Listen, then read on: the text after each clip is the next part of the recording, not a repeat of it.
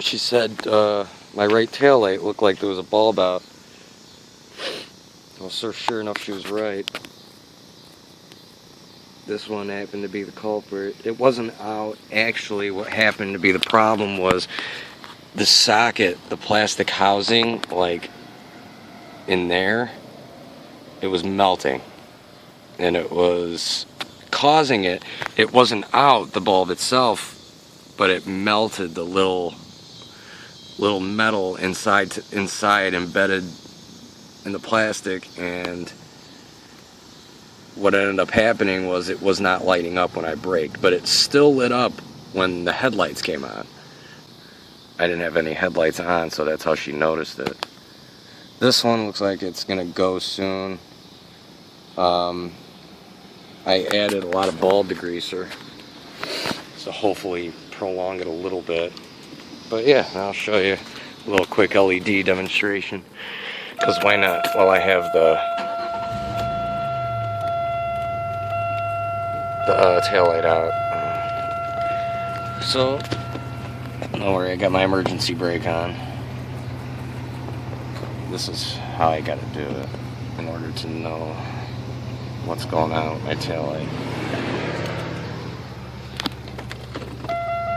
Reverse lights. Turn signal lights, or I could just do that one at a time, but that's stupid. Why would I do that? So,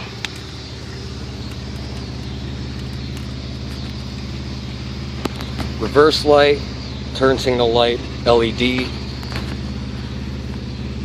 standard halogen,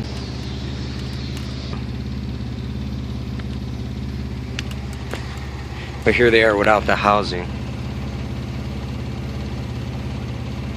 I just like the crisp on and off look. This bulb actually broke. As you can see, I got it zip tied, held together.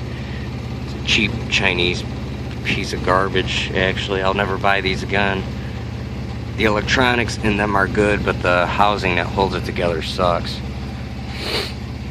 Same with these, but these are fine. They're not breaking, but I like the brightness they provide. That's just it. And the two halogen bulb. This here, hold on. This is actually the old one. See how it just looks like complete shit?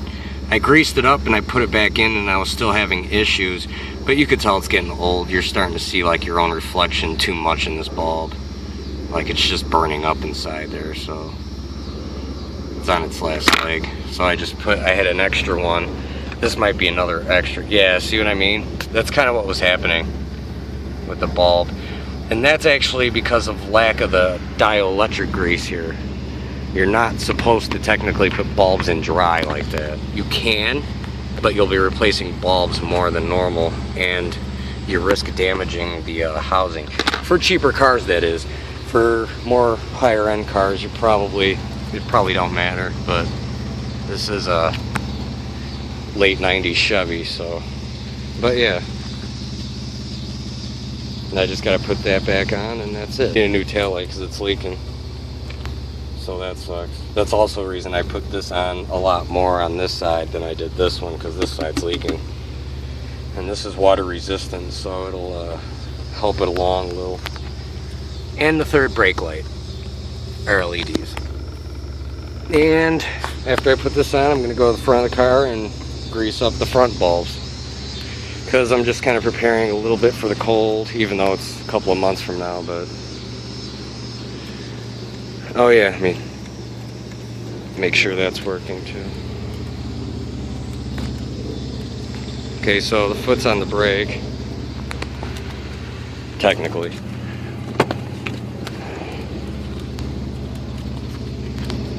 And it's still functioning. It's exactly what I like to see, so good. I wonder how long I was driving like that for. I could have got pulled over. Would have been great.